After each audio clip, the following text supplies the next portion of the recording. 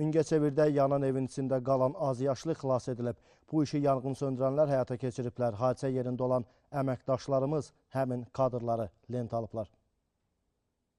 Mingəçevir şəhər yanğından mühafizə hissəsinin əməkdaşları azyaşlı uşağı alovun cəngindən aldılar. Mingəçevirdəki 20 yanvar küçəsi 8A mənzil 10 ünvanında baş verən yanğın zamanı evin içərisində qalan azyaşlı şəhər yanğından mühafizə hissəsinin 2 əməkdaşı tərəfindən xilas edildi. Yanğın söndürənlər Soltan Soltanov və Sahib Hüseynov balacanı alovun içərisindən götürərək yaxınlarına təhvil verdilər.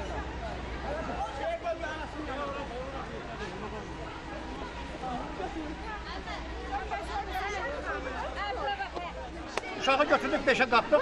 Sonra tüstü olduğundan pajar olan köməyi. Elçin Məmmədova məxsus mənzildə baş verən hadisə zamanı bir otağı və içərisindəki əşyaları alovdan qurtarmaq mümkün olmadı. Ümumilikdə 90 kvadrat metrlik mənzilin 15 kvadrat metri yandı. Hadisə şahidlərinin bildirdiklərinə görə ev qəflətən alovlanıb. Hadisə yerinə cəlb edilən yanğından mühafizə xidmətinin 3 avtomobili və 15 nəfərlik şəxsi heyət alovun ətrafa yayılmasının qarşısını ala bildi. Baş vermə səbəbləri hələ ki məlum olmayan hadisə ilə bağlı araşdırma aparılır.